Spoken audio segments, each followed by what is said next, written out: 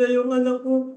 Ma'am, ang gusto ko lang marinig, siya po ba ang sumisid sa bangkay ng inyong anak? Kasi yun po yung nasabi niyo sa akin. Kasi Opo. pinabayaan lang siya ng nakalubog sa ilog ng mga pulis Opo. matapos pagbabarilin. Tama po ba? O mali? Tama po? Opo, tama po. Okay. Now, PNP, pakisagot. Bakit pinabayaan nyo ng ilang oras na nakalubog yung bangkay hanggang sa dumating yung uncle na si Mr. Nick Guillermo na siya pa mismo ang nagsisid sa bangkay? Why? Isagot lang po muna and then I have 2 more questions. Captain Carpio? You were there, tama? Yes po, Your Honor. Okay, bakit ang uncle, isang sibilyan na wala namang kinalaman sa pamamaril, ang sumisid sa bangkay at hindi po kayo at mga tauhan ninyo? Your Honor, nung matapos po yung insidente po, na pagkasabi po ni Sunny Boy po, na tumalon daw po yung kasama niya, agad pong Tumalon. Nakita nyo ng tumalon daw ang kasama niya. You were there. You saw it. Diba? Ikaw na mismo nagsabi nung una, wala kang nakita tumalon. And then, later, doon sa statement mo, nakita kang tumalon. Huwag ka na magsinungaling. Masyadong kang tatad ng kasinungalingan. Ang sagutin mo lang sa akin, bakit hindi kayo mga pulis ang nag-aahon sa bangkay ng biktima? Bakit kinakailangan pa si Kuya Nick Guillermo? Sabi nga ni Ma'am Roda. Bakit? Hindi kayo marunong lumangoy? Hindi kayo marunong sumisid? Ilan bibigay nyo sa amin ngayon? Bakit? Kung sabihin nyo, hindi kayo marunong sumisid, lumangoy, hindi pa siguro, medyo palalampasin namin. Paano mo sumisid, lumangoy yung mga tauhan mo, sir? Pati ikaw? Paano kayo lumangoy, sir? hindi po masyado, Your Honor. Hindi masyado. Yung mga kasama mo, 19 of you, lahat sila hindi marunong lumangoy? Hindi ko lang po sa kanila kung sino po yung magaling marunong Okay. po lumangoy. So sa palagay nyo, bakit po, sa inyong palagay lang, sir, bakit po hindi sinisid ng mga tauhan nyo, 19 and all, yung bangkay matapos makitang lumubog pagkatapos pagbabarilin? Bakit pinabayaan lang? Si ikaw medyo exempted ka na konti, hindi ka masyado marunong lumangoy, sumisid. Siyempre, mahirap na masisisid ka sa isang bangkay na hindi ka marunong lumangoy, baka pati ikaw lumubog. Okay. How about your people? Your Honor, wala pong nakita po kasi nung mga time na yon na dumubog po dun sa tubig. Wala nakita. So kung wala nakita na lumubog, dapat sumisid nga kayo. Hanapin nyo doon sa ilalim. Kung kinakailan, kumuha kayo ng fragman. Kasi 3 to 4 hours ata nakalubog yon. Until na dumating yung si Uncle, na sumisid si Uncle at nakita ni Uncle. Your Honor, hinahanap naman po namin kasama si Captain De La Cruz po. No, ang sinasabi ko po sisid. Iba po yung sisid, iba po yung hinanap-hanap sa paligid. Dapat nakita nyo, tumalon sa ilog, pinagbabaril, hindi na lumutang, sinisid nyo dapat. Sabi mo, ikaw hindi ka masyado marunong maglangoy, yung mga tao, hindi mo alam, pero dapat sumisid sila, hinanap. Which you didn't do for so many hours until dumating si Uncle for the end time. Why?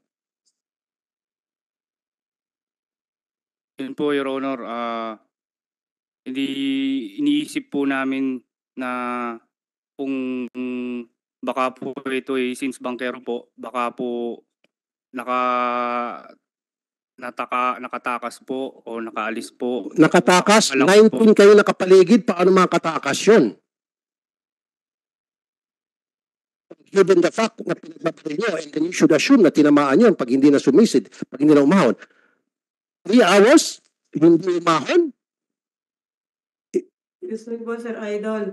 Yung Ma'am. asawa ko po pumunta po doon, yung nabalitaan niya po na nabaril po yung anak ko. Gusto po ng asawa ko na sisirin yung anak ko. Pinagbawalan po nila. Bawal po doon na pumunta doon sa pagbabaril sa anak ko. Pinagbawalan Ilang po. oras po, Ma'am Reta, nung pumunta po yung Mr. Rin, gusto siyang sisirin pero pinagbawalan sumisid. How long was it? Gaano katagal na po yun? Simula nung mahulog sa ilog o tumalon sa ilog yung anak nyo? Kasi po yung pumunta po yung kapitbahay namin na sinabi na nabaril po yung anak ko. Pumunta po agad yung asawa ko dun tapos pinagbabawalan po sila ng Mga mga ilang oras po, Ma'am Roda, ilang oras po sa inyong mga palagay? ano po yung mga 2:30 siguro mga isang oras pa lang yung anak ko sa tubig. Mga 2:30 po, yun po sinabi ng asawa ko. Tapos po pinagbabawalan sila na ano, na sisirin baka daw ano, nakalangoy daw yung anak ko. Baka po Jim Boy, boot camp. nag-aabang po sila dun sa may ano, sa may tulay. Dun po nila inaabangan yung anak ko na ano, na lumutang. Eh, hindi na po lumutang yung anak ko hanggang ilang oras na po. Kung nahanap po sana ng asawa ko yun, buhay pa sana yung anak ko. Pero Sino pinagbawalan. sumisid, Ma'am Roda? Si Kuya Nick na po Sabi mo sa yung akin, mga ano, mag-aalas 4. alas 4 na. Sino po yung sumisid, Ma'am Roda? Sino nakapag-ahon? Kasi nasabi niyo sa akin, maalala ko, correct me if I'm wrong, yung pong uncle, Opo, si Kuya Nick po. si Kuya Nick ang nakapag-ahon. O, yan, maliwanag. So, Ma'am Roda, makabigay ka ng pangalan kung sino yung nagbawal sa asawa mo na sumisid, na hanapin yung kanyang anak? Sino po nagbawal? Kasi ganito po yun, yung mga baril po kasi nila nakatakip po sa mga pangalan nila eh. Hindi po makita ng asawa ko sa kanong mga anak ko kung sino yung mga pulis. So, Nakatakip po anong suot ng pulis? Anong suot ng pulis? mga squad, Uniforme na blue o uniforme na itim? mga squad po. Ha? Squad po, SWAT. SWAT. Opo. So, kayo yun, De La Cruz, mga SWAT. Pinagbawalan ba ninyo na sumisid yung tatay, hanapin yung anak niya? Your Honor, umalis po kami dun sa lugar na yun is 2:45. Actually, nung sinabi ni Sunny Boy na, Sir, yung kaibigan ko natakot sa putok, tumalon. Kung narinig ko po yun, Sir, pilit po namin sumakay doon sa bangka kung saan siya tumalon. Hinanap po namin siya. Yung mga ibang kasamaan po namin, nautusan po namin sila na lahat ng doon sa pader ng pader ng ilog ay inalugog po yun, sir. Inalugog din po ngayon ang kwan po namin doon kasi wala po kaming nakitang bakas ng anumang dugo. I'm sorry, Your Honor, Mr. Chair, this guy is lying through his teeth. Pinagbawalan yung sumisid, yung father ng victim, that means alam nyo na lubog yung bangkay. Kasi kung hindi nyo sila pinagbawalan na sumisid, then tama yung pinagsasabi mo, maaaring nakatakas. The mere fact na sinabi nyo huwag kayong sumisid dyan para i-recover yung bangkay, that means alam nyo for a fact na nalunod na yung bangkay. As simple as that. That's logic. That's common fact. Sinong nagbawal sa inyo? Sinong nagbawal? Sinong nagbawal sa father na sumisid? Sir, kung nakausap man yung father niya, sir, hindi ko po alam, sir. Ang pagkakakuan ko po dyan, pagkatapos nung kahanap po namin kasi hindi po namin nakita si Jimboy, inipon ko po yung mga kasamahan ko po. Inipon ko po sila. Kaya nga, Mr. Chair, sana nung nakita nyo na lumundag, sabi nga niya ni Captain Carpio, tapos umalis ka kaagad? Hindi ka dapat umalis until na-retrieve nyo yung bangkay. You left, Mr. sabi mo, Chair. 2:45. Yes, Mr. Chair.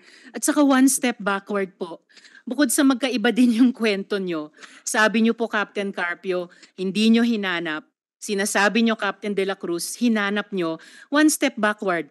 Di ba sa plano, yung IOP nyo, Intelligence Operation Plan, di ba sabi nyo kanina yung objective, arestuhin si Reynaldo Bolivar, tama? So nung binaril ng mga tao nyo, yung pinaghinalaan yung si Reynaldo Bolivar, lumundag o nahulog siya sa tubig at pinag-ulanan nyo ng bala, then hindi na siya umahon, di ba dapat hinanap nyo para masabi nyo kung mission accomplished o hindi na nakuha nyo yung Reynaldo Bolivar? Di ba sir, Captain Carpio? Yes po, ma'am. Ma'am, Bakit nyo po hindi ginawa? yun nga po, ma'am, hinanap po namin, pumunta po sa bangka, tapos pinlashlight din po yung paligid po nung ilog, at yung mga kalapit na bangka po, tinignan din po namin na baka mamaya nagtago lang po doon. So ngayon sir, sinasabi nyo, hinanap nyo. Pareho na ang kwento nyo ni Captain De La Cruz. Yes po ma'am, yun naman po yung sinabi ko po ma'am na hinahanap naman po. Pero bakit pinagbawal? Sinasabi ni Miss Roda, pinagbawal yung asawa niya, yung ama mismo ng bata, na sumisid at hanapin din yung katawan ng anak nila. Hindi ko po alam ma'am kung sino po yung nagbawal sa kanya ma'am. Mr. Chair, Miss Roda. Yes, go ahead, Mrs. Roda. Mr. Chair, Go ahead. masasagot ko yun sana.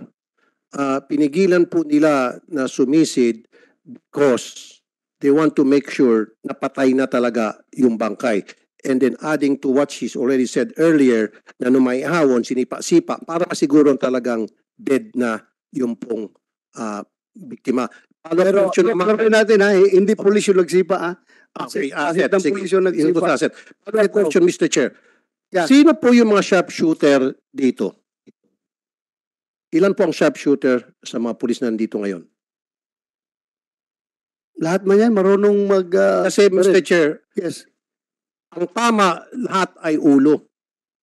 So, as opposed sa katawan. Kasi yung katawan ang pinakamalaking bahagi ng human body. Ako po ay nagta-target shooting din. Pero bibihira po ako makatama sa ulo. Lalo pa sa may bandang ilong. Ang palagi kong tama pag ako, dibdib, puso. Pero ito sila, puro ulo ang tama. That means asintado yung mga namaril. Kasi ulo ang tama. Talagang sinisigurong patay na. Kasi kung ang kanilang intention ay to disable only a suspect na para hindi makatakas, kung halimbawa yung nasa kokote nila, sana man lang sa paa. Pero bakit sa ulo? That means talagang the intention was to kill and kill and kill the victim. Mr. Chair, Yes, go ahead, Senator Risa. pati po ba, Captain Carpio, yung objective dun sa di umano aresto kay Reynaldo Bolivar, aresto ba ang pakay o mapatay din siya? Aresto po ma'am. Kung ang nangyari ay nakapatay ng tao na later on sabi nyo mistaken identity, yun na nga, bakit hindi ka agad kinuha sa tubig? Doon po kasi sa autopsy report ni Dr. Fortune, posibleng buhay pa si Jemboy. Bago dahil sa mga sugat niya, yung tama sa kanyang katawan at pagkalunod, ay tuluyan na siyang namatay. Bakit hindi po kaagad ni-recover, binigyan ng first aid, itinakbo sa ospital? Yun nga po ma'am, sa paglapit po namin doon po sa tinuturo ni Sunny Boy na pinagtalunan at sa bangka po at sa paligid din po ma'am doon sa ilog po, inano po namin, hindi po namin nakita yung katawan po ni Jim. So, Sir, hindi ka yes, Mr. nakonsensya? Chair. Hindi kayo nakonsensya na hindi nyo nakita yung tao na tumalon doon sa bangka? Baka nalunod yun? Hindi kayo nakonsensya? Excuse me Baka po. nalunod yun. Hindi ka nag-effort na hanapin? Excuse me po, Senator. Yes. Di ba po, sabi niya po kanina, gumamit po sila ng flashlight. Ang araw-araw nga po noon 1:30 yung namatay yung anak ko. Tapos, halimbawa, kung 2:30 nila hinanap, bakit kailangan pa nilang gumamit ng flashlight? Bakit malabo pa po ba yung mata nila? Kailangan nilang gumamit ng flashlight? Ayun po yung The mere fact, no, Ms.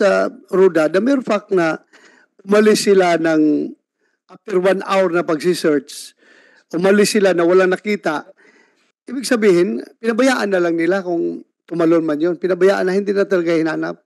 Kung ako nun, hipi, may nakita, nag-report yung tao mo na may tumalon doon at pinaputukan yung tubig, hindi ka mag-isip na baka tinamaan sa katawan yung tao kaya hindi na lumutang, hindi ka nag-effort na hanapin ninyo hanggat pakita nyo? Your Honor, 1 p.m. po nangyari yung putukan at wala pong sinabi sa akin na may follow-up operation o nangyaring putukan. Nalaman ko na lang po, Your Honor, 4 p.m. na. Inila sa akin. Hindi mo alam na may lakad yung mga tao mo? Hindi po, Your Honor. Wala pong nag-report sa akin, pati po yung team leader, Your Honor. Kanya-kanyang lakad na lang? Yun ang lumabas, Your Honor. Mr. Chair? Yes. Hindi po ba, Mr. Chair, Colonel Umipig, dapat bago bawat operasyon, may IOP, may Intelligence Operation Plan? Nagkaroon po ba ng IOP o plano sa operasyong ito laban daw kay Reynaldo Bolivar? Your Honor, Mr. Chair, si Captain Carpio lang po ang nag-decide at nagbuo ng team na mag-ooperate, Your Honor. Mr. Chair, Okay. Captain Ano, sandali Carpio. ha, sandali. Yes, Mr. Chair. Anong posisyon ni Captain Carpio? Substation Commander, Your Honor. Okay, substation commander. Pero wala siyang report na binibigay sa iyo na sir, nagkaputukan dito na wala yung sinanap na may suspect. Wala po, Your Honor. Pati po yung resulta ng operation nila na may pinutukan sa tubig, wala po siyang ni-report sa akin, Your Honor. So Mr. Carpio, bakit kinarga mo na lahat ng ayaw mong i-report sa boss mo? Pero, sir, prior po sa operation, nakapag-inform lang po ako sa aming gagawin pong follow-up operation sa Assistant Chief of Police for operation po namin.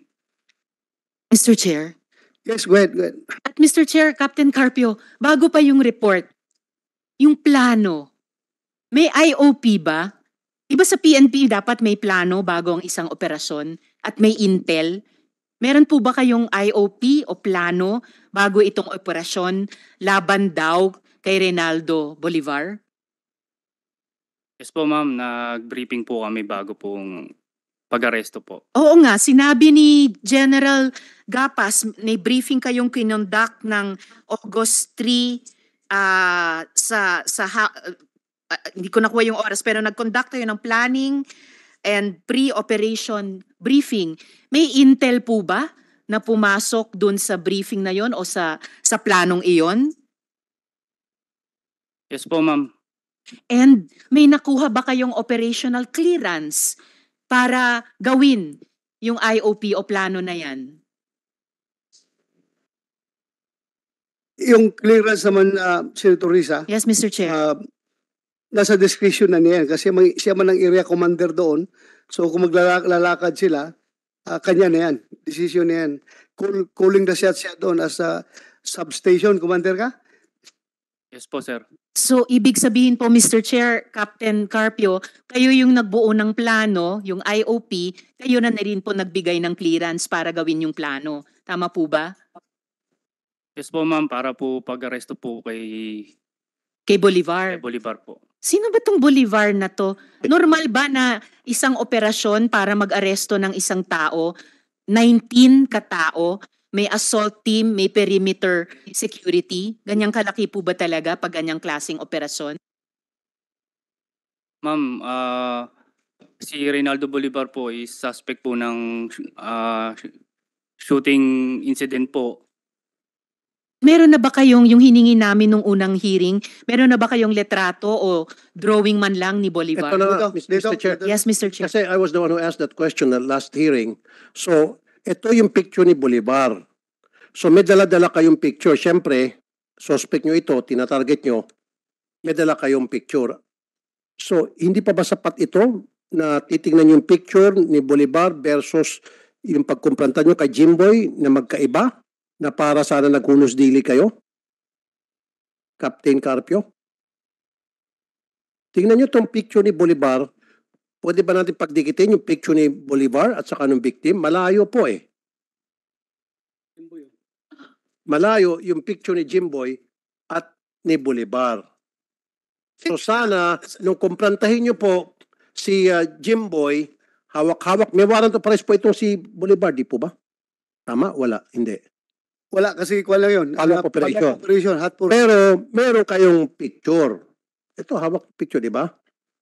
So dapat, bago nyo kumprantahin yung isang suspect ninyo na hinahabol nyo, binigyan nyo po ng litrato lahat ng operatiba. Yun yung kasama sa procedure yata eh. I'm not a policeman, pero tama ba ako? Yes, Saan ba to? dapat alam mo Picture target. kayo. Alam Alam yung yung target target. nyo. Alamin yung target. So hindi po inasunod.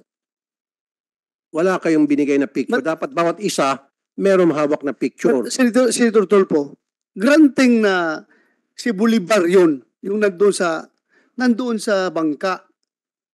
Dapat di pinaputukan. Kailangan bang barilin ka agad o paputukan ka agad? Hindi naman. Wala yan sa police operational procedure ang pag-aresto.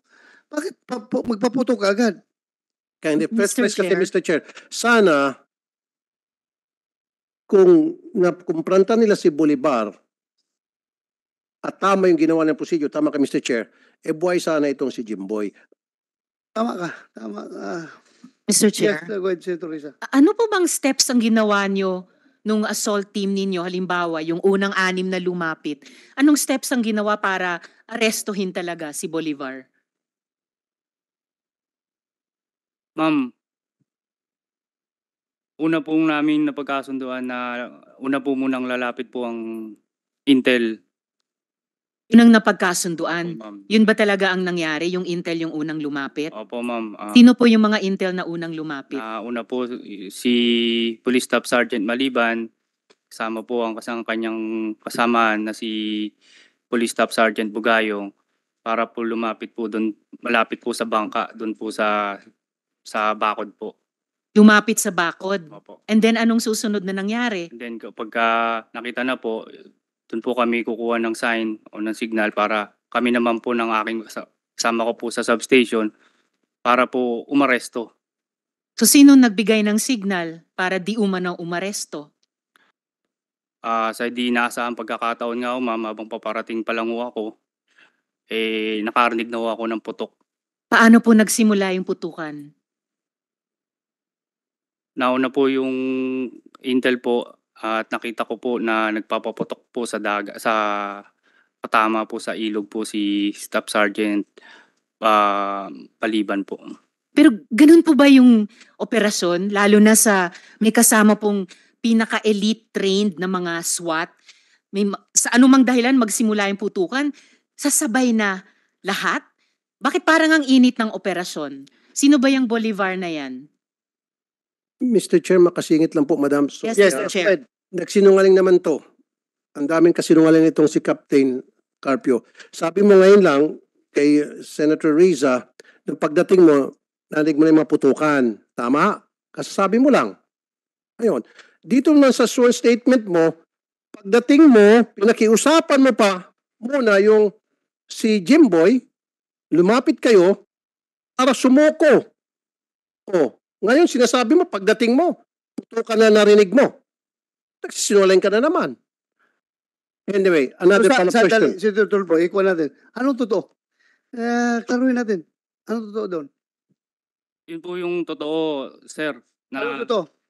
Nauna po yung sila Maliban po, tropang yung intel po, kasunod po kami. Tapos? Po ako. Tapos, habang papasunod po ako, habang sila nandun na sa may malapit sa bangka sa simento, nakarinig na po kami ng putok po. So, paano yung sinabi ni Senator Tulfo na nasa pilabit mo na sinabi mong kinausap mong sumuko? Your Honor, After the putok na yun o before the putok? after po naputok na po, Your Honor, kasi po, After the putok? So, lubog na sa ilog, tapos sinabi mo, sumuka ka na. Your Honor, yun nga po ang gusto ko pong iklaro. Ang nakita ko po na nasa bangka po, na pinapasuko po, si Sunny Boy po. Okay nga, so ibig sabihin, contrary doon sa Ay, sinabi mo kay Senator Risa, na pagdating mo nagpuputukan na. So ibig sabihin, dumating kayo na hindi pa nagpuputukan at pinasusuko niyo yung tao, yung victim, at nung nagulat sa inyo, lumundag, pinagbabaril nyo. Now, matanong ko lang, mabilisan lang ito. So, sumuko at lumundag. I mean, pinakiusapan yung sumuko at lumundag si Jimboy. Yun sabi nyo, yung pinakalitis na, lumundag. Tama? Pinasusuko mo at hindi sumuko, kunyari lang, sasangayon ako for the sake of argument. Granting na tama yung sinasabi mo ngayon. Lumundag si Jimboy. Pagdating mo. Si Sunny Boy ang nandun, pinag-usapan niya. Okay, so may bagong statement ngayon. Pinag-usapan, putok, lumundag. So, therefore, bakit niyo po pinapaparafin test si Jimboy? Sir, Nalulundag nga. hindi Diba? po, wala po akong instruction na ganun, sir. Sino nag-order na iparafin test si Jimboy? Sino? Pinarafin test niyo si Jimboy. Pero yung mga kabaro ninyo, yung mga nagpaputok, hindi niyo pinaparafin test. Yun ang po pakisagot. Sino po may utos na iparafin test yung biktima? Captain Tipasi, meron ka sagot dyan? Sir, Major morning po Tipasi. ulit. Yung pagparapin po sir sa victim is a part po ng procedure po sa crime scene processing po. Dahil ang victim po ay naabutan po ng ating tropa doon po sa crime scene. So allegedly po, ang based on the information po na binigay ng ating po mga IOC, na ito po ay involved sa shooting incident, itong insidente po. No, sir. I have to cut you off. Ganito sa mga sinungaling. No. Alam ng mga pulis ninyo na walang baril yun at hindi nagpaputok yun, hindi na siya nagkaroon ng pagkakataon na lumaban dahil nga wala siyang baril at lumundag na nga lang dahil base sa mga statement nyo dito pa ulit-ulit. So, alam nyo na wala siyang baril, alam nyo na hindi siya nagpaputok, bakit nyo po pinaparafin test pa rin siya? At bakit yung mga tauhan ninyo hindi nyo pinaparafin test? Pakisagot lang po ng diretso, wala nang paligoy-ligoy. Sir, una po, protocol po yan sir sa amin sa pag may involved ng mga ganong insidente, even the victim po sir ay pinaparapin po. Okay, sige. Pangalawa po, hindi po namin naparapin yung mga pulis dahil hindi po namin sila sa custody. We base lang po sa request kung paparapin po yung mga pulis or not. Yun lang po ang No, trabaho po. I was informed, hindi po sila pinaparafin test dahil tumanggi sila. Dahil yung investigador na dapat magparafin test sa kanila, yun pa mismo pumigil na hindi na kailangan pa. Kaya hindi na parang test. Kasi kung gusto niyo lang po talaga, kaya niyo obligahin itong mga operatiba to the chief of police, Colonel Umipig, na hoy, magparafin test kayo. I talked to you, Colonel Umipig, that night na sa Burol. Di ba, ikaw mismo nagsabi, tumanggi mga pulis na magparafin test, maging investigador, uncooperative sa pagpaparafin test sa mga operatiba. Tama? Tama po, Your Honor, Mr. Chair. Ilang beses ko pong inutusan ang Chief Investigation Section at nung investigator in case na ipaparafin test yung mga suspect, Your Honor. Nadinig po yan ng ibang officers, ilang beses kami nag-case conference, Your Honor. Thank you. Mr. Chair. Ito ang masakit, Mr. Chair, Sen. Riza. Yung victim na parafin test. Samantalang yung mga nagpaputok, tinadtad ng paputok yung victim, hindi pinaparafin test at tumanggi pa. Alam mo, Mr. Chair. Hipi, it shows na napakahina mong hipi. Involved yung mga tao mo sa shooting incident. Anong protocol? Dapat parafin test sila, di ba? Yes, Your O Honor. hindi po sila parafin test. Inutos ko po yan, Your Honor, dito po sa Chief Investigation Section at ng IOC, Your Honor. Ngunit hindi po nila ginawa, Your Honor. So anong ginawa mo nung hindi nila ginawa? In-expect ko, Your Honor, bago namin i-inquest yung 6 na suspects is nandun na sa case folder, Your Honor. Alam mo yung mga investigador, nagdepende rin yan sa'yo, ikaw ang hipi eh. Kung sinabihan mo yung, sasama mo yung mga pulis na yan, usasan mo, at ipaparepindes nyo, bakit hindi nyo ginawa? Ginawa ko po yung lahat na utos, Your Honor, hindi po nila. Isang, wala kang aksyon na ginawa. Anong klaseng hipi ka? Your Honor, Tao mo, hindi mo kayang kontrolin? Kadali lang, report kayo dito sa akin. Pag-report ako, sasaan nyo yan? Pagkatapos, parapintes nyo. Ang katigas ang ulo ng mga pulis natin. Bakit ganun ang hindi mo kaya? Dapat hindi ka naghipi dyan kung hindi mo kayang kontrolin yung mga tao mo. Napakasimpleng investigation. Part of the investigation yan. Yung pagpaparapintes. Tingnan nyo, lumalabas tuloy na napaka-bias natin. Yung patay, dahil sabi nga, part of the protocol na talagang dapat mag-undergo na parapin test, okay. Granting, patay na yun eh. Hindi niyo makahindi. Itong mga buhay na bumarel, hindi niyo pinaparapin test. Ganun na kainutil ang commander ngayon ng police. Hindi kayang ipaparapin test yung tao niya? Mr. Chair. Yes, go ahead. Mr. Chair, Colonel Umipig, kasi kung hindi po sila pina-paraffin test, di paano nyo po masisigurado kung sino ang nagpaputok at sinong hindi? Your Honor, Mr. Chair, may justification po yung investigator in case at Chief Investigation bakit hindi po nila sinunod yung aking utos, Your Honor. At Ano po Sige, yung anong justification na yan? Sino? Investigator? Your Honors, I am Police Captain Arabejo, the Chief Investigation of Motor City Police Station. Your Honor, there was no order to conduct paraffin tests on the suspects, 6 suspects. During the Mr. Chair, investigation, sorry to interrupt, Captain. Parang nasusurreal na ako.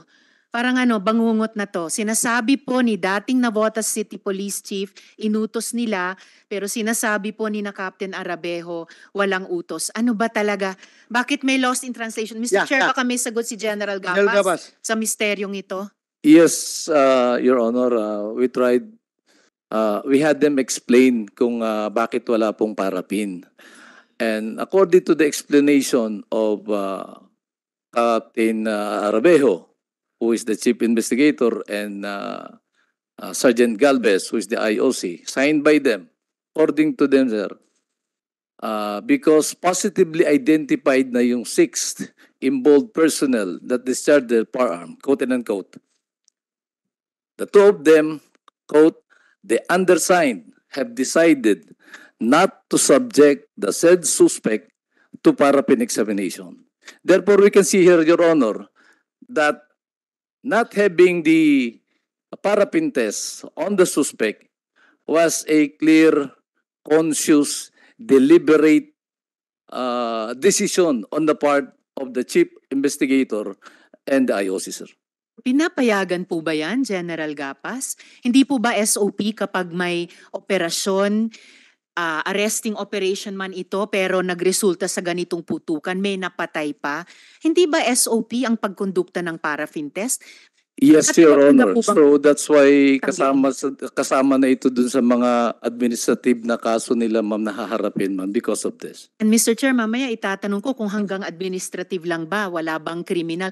Besides, General, meron po bang na-recover na mga bala o basyo dun sa scene of the killing? According to the SOCO, ma'am, wala po silang nakuwang material evidence in the crime scene. Isa pa pong So, misteryo. merong- So paano alam mo- natin, Mr. Chair, imamatch sa Yeah. firearms nung anim? Alam mo, kayong dalawa, Carpio at De La Cruz, you have a lot of explaining to do. Bakit? Ako, kahit na hindi ko nakita, sigurado ako pinagpupulot yung empty shell doon ng mga tropa ninyo. Bakit wala nakita yung suko, kahit isa man lang? So kung pinagpupulot ang mga empty shell, meron kayong intensyon na itago ang katotohanan. Ayaw niyong malaman na kung sinong nagpapaputok. Dahil tinago niyo mga ebidensya. Tinanggal doon sa crime scene. Ang daming putok na narinig mo, di ba? Marami ka narinig na putok? Marami ka narinig na putok? Yes po. Yes. So ilang rounds estimate mo? Doon po sa 5 po, except po kay Sergeant Maliban, tag-iisa lang po, Your Honor. Tag-iisa. Opo. Tag-iisang round. Tag-iisang putok po. Isang putok. Opo. Si Maliban, ilan? Mga 3 hanggang 4 po. 3 hanggang 4. Nakita mo? Yes po. So saan siya nagpapaputok? Sa tubig po. Tubig. Sa ilog po. Alam mo, Mr. Chair, yeah, dali lang. Captain Arabejo,